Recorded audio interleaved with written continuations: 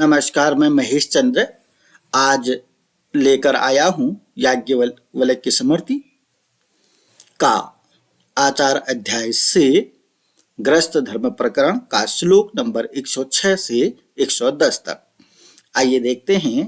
आपोषणेन उपरिष्ठाद अधस्ताद अस्नता तथा अनग्नम अमृतम चैव कार्यम अन्नम द्विज जन्मना। द्विज माने जो ब्राह्मण है उसको भोजन करते समय आपोषण करना चाहिए, मंत्र पढ़कर आचमन करना चाहिए। आपोषण का मतलब है मंत्र पढ़कर आचमन। आचमन कैसा करना चाहिए? मंत्र पढ़कर करना चाहिए। उपरिष्ठाद माने ऊपर, अधस्ताद माने नीचे, ऊपर और नीचे आचमन करके मंत्र पढ़ के आचमन करना चाहिए। क्लियर है कि जो ब्राह्मण हैं यानी कि सभी को भोजन करते समय ऊपर शब्द उपरिष्ठाद है, अध नीचे आपोषण करना चाहिए यानी कि आचमन करना चाहिए। आचमन कैसे करना चाहिए? मंत्र पढ़ के आचमन करना चाहिए। ब्राह्मण को भोजन करते समय, अस्नता करने का मतलब है भोजन करते समय ऊपर और नीचे मंत्र पढ़कर आचमन करना चाहिए। जैसे कि कुछ लोगों को देखा होगा वो करते भी हैं, भोजन करते स्कूलों में भोजन मंत्र पढ़ते हैं तो बच्चे खाली वैसे ही पढ़ते हैं, तो आचमन करना चाहिए, ऊपर नीचे आचमन करना चाहिए, मंत्र पढ़कर आचमन करना चाहिए सभी को। कुछ घरेलू घर में भी कुछ लोग करते हैं इस तरीके का। ब्राह्मण को चाहिए कि वो भोजन करते समय ऊपर नीचे आचमन करे यानी कि मंत्र पढ़कर आचमन करे। फिर क्या करे? अनअग्नम अमृतम चैव कार्यम अन्नम द्विजमना। फिर क्या करना चाहिए? अनअग्नम अमृतम, अन्न को अनग्न करे। अनग्न का मतलब अग्नि में, अग्नि से मतलब है अमृत करे। चौ बने और अमृत करना चाहिए। तो अग्नि में डालेंगे तो जैसा है कि अमृत हो गया हो, उस अन्न को अग्नि में डाले, अमृत करना चाहिए। ठीक है ना? तो समझ में आ गया होगा, ज्यादा इस पर समय नहीं देते हैं। तो कहने का मतलब है ब्राह्मण को भोजन करते समय ऊपर नीचे मंत्र पढ़कर आचमन करना चाहिए, उसके बाद अनग्न करके भोजन को अमृत करना चाहिए, अन्न को अमृत करना चाहिए। भोजन करते समय द्विज को ऊपर और नीचे आपोषण अर्थात मंत्र पढ़कर आचमन करके अन्न को अनग्न और अमृत करना चाहिए। पहले आचमन करना चाहिए ऊपर नीचे मंत्र पढ़कर, फिर उसको अग्नि में अमृत कर देना चाहिए। ठीक है ना? इतना काफी है। आइए अगले श्लोक में देखते हैं।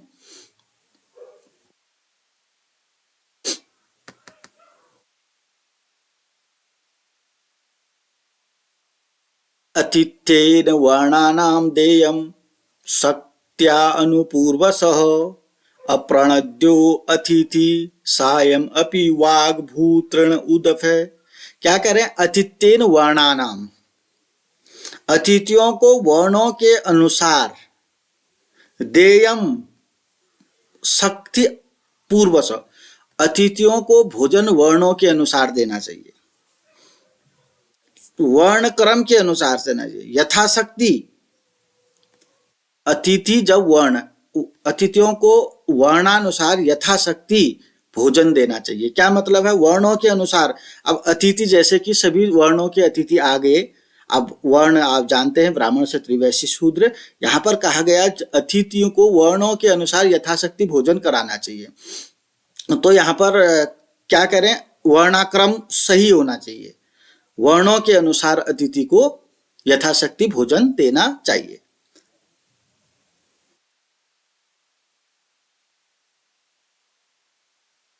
अप्रणद्यो अतिथि सायम अपि, अगर अतिथि सायकाल में भी अतिथि घर में आए तो उसको निराश नहीं करना चाहिए, उसका सत्कार करना चाहिए। अतिथि सायम अपि अप्रणोद्यो, अगर अतिथि सायकाल में भी घर में आता है तो उसको निराश नहीं करना चाहिए।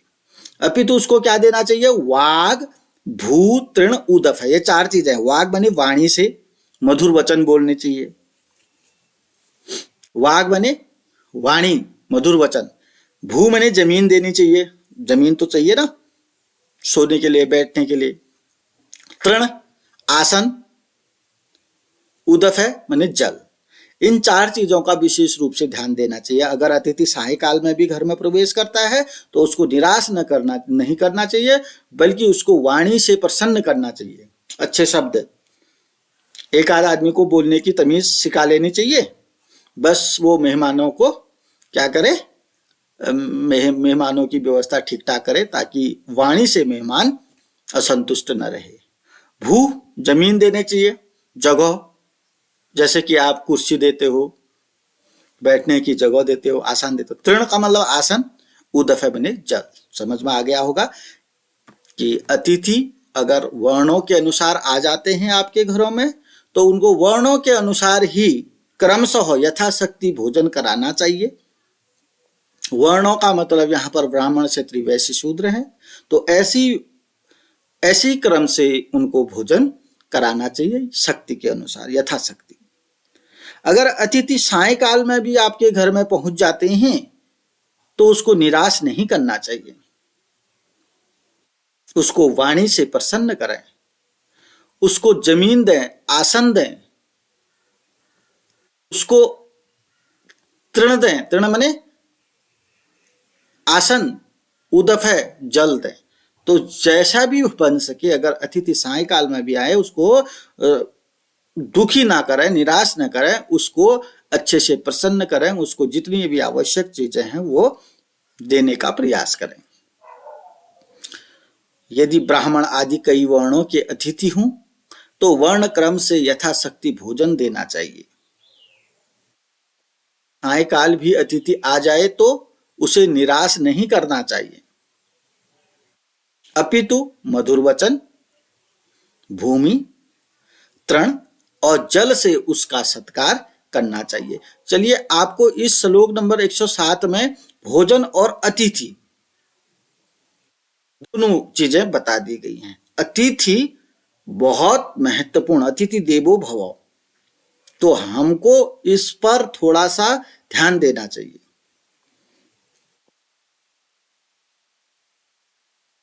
अगला श्लोक की ओर बढ़ते हैं।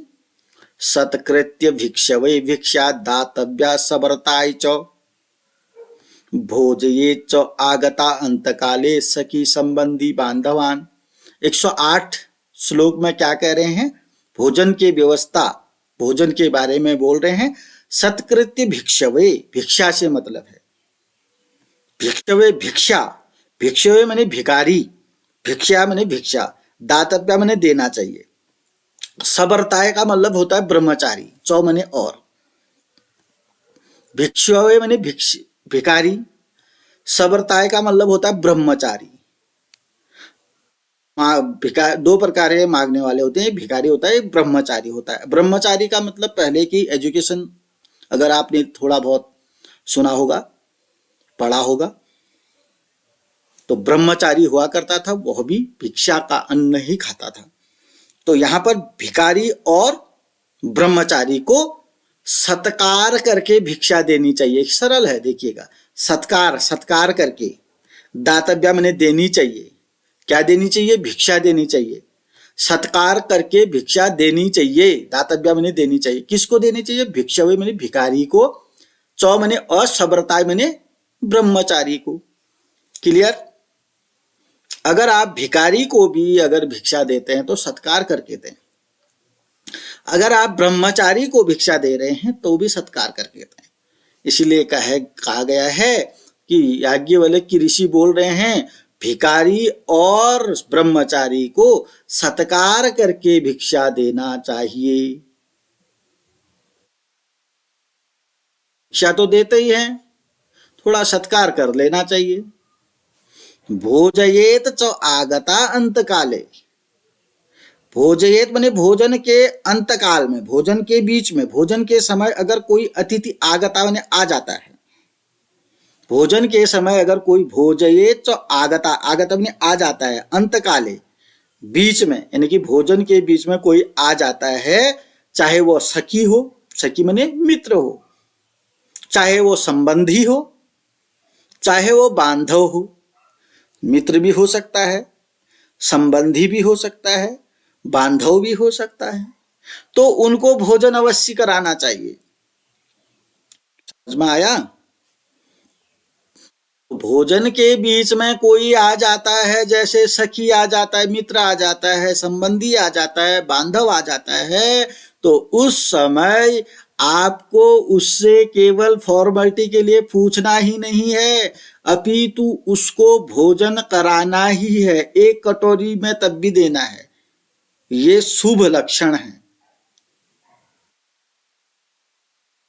और हम लोग क्या करते हैं, खाना खाओगे, खा लिया खाना, ये फालतू की चीजें फॉर्मेलिटी ना करते हुए तुरंत उसके लिए थोड़ा सा खाना जरूर परोसना है। और अंत में एक बात यहां भी रखा है, एक जगह क्या कहा था, अगर आपके पास भोजन की व्यवस्था नहीं है तो जल अवश्य देना चाहिए, ध्यान रहे। तो क्या कह रहे हैं, भिखारी और ब्रह्मचारी को जब भिक्षा देते हैं तो उसको सत्कार करके देना चाहिए।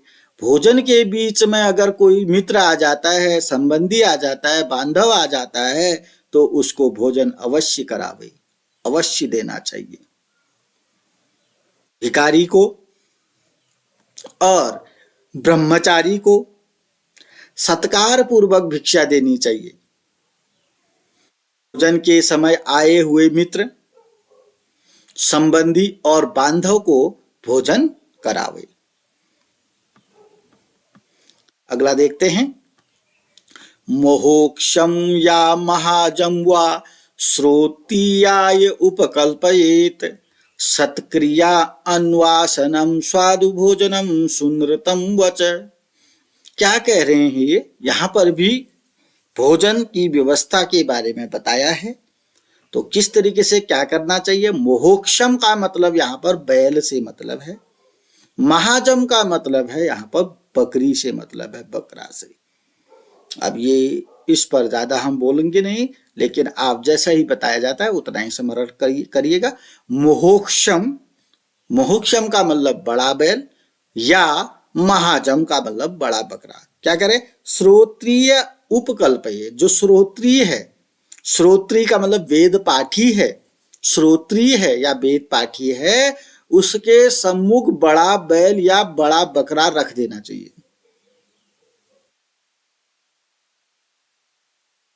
क्लियर? जो श्रोत्री है, वेद पाठी है, उसके सम्मुख बड़ा बैल या बड़ा बकरा रख देना चाहिए, प्रस्तुत कर देना चाहिए।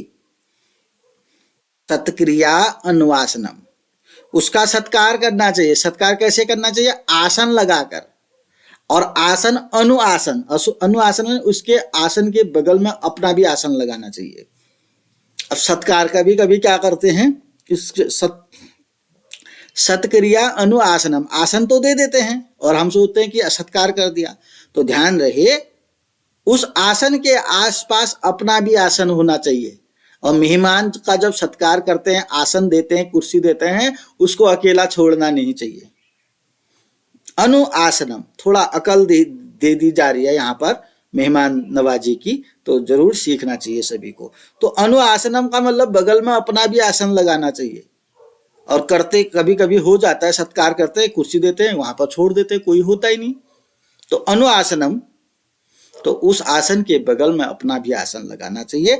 फिर उसके बाद स्वादु भोजनम, स्वादिष्ट भोजन देना चाहिए। क्या देना चाहिए मेहमान को, स्वादु भोजनम, स्वादिष्ट भोजन देना चाहिए। फिर क्या करना चाहिए, सुनृतम वचः, सुनृतम वच का मतलब, सुनृतम माने अच्छी वाणी से उसका सत्कार करना चाहिए। सुनृतम माने अच्छी वाणी, मधुर वाणी, वच बने वाणी, सुनृत माने मधुर, वच बने वाणी, अच्छी वाणी से उसका क्या करना चाहिए, सत्कार करना चाहिए। मेहमान के विषय में क्या कह रहा है, मेहमान का सत्कार करना चाहिए, उसको आसन देना चाहिए, आसन के अनु माने बीच में, आसन के बगल में ही अपना आसन लगाना चाहिए। उसके बाद स्वादिष्ट भोजन उसको देना चाहिए। उसके बाद अच्छी वाणी से, मधुर वाणी से उसका सत्कार करना चाहिए। तो कहा गया है जो श्रोत्री है, वेद पाठी है, उसके सामने महान बैल, बड़ा बैल या बड़ा बकरा प्रस्तुत करे। सत्कार आसन देकर करे, आसन के बगल में अपना भी आसन लगाए, अनु का मतलब बगल में, स्वादिष्ट भोजन कराए और मधुर वाणी से उसका सत्कार करे। श्रोत्री या वेद पाठी अतिथि के लिए, कोई ऐसा अतिथि आ जाता है जो श्रोत्री है, वेद पाठी है, ऐसे अतिथि के लिए बड़ा बैल या बड़ा बकरा उसके सम्मुख प्रस्तुत करे। उसके उपरांत उसका अर्घ्य आचमन से स्वागत करे। उसके बैठने पर निकट बैठे, उसका सत्कार करे, उसके बैठने पर निकट बैठे, मधुर भोजन करावे और प्रिय वचन बोले। ये था 109 नंबर का श्लोक। आइए आज के वीडियो के लिए लास्ट श्लोक है। प्रति संवत्सरम तु अर्घ्या स्नातक आचार्य पार्थिवा प्रियो विवाहाश्च तथा यज्ञं प्रत्यत्विज पुनः। क्या कह रहे हैं? स्नातक, प्रति संवत्सर कहते हैं प्रतिवर्ष, प्रति संवत्सरम का मतलब प्रतिवर्ष, ये तो आपको आता है प्रत्येक वर्ष।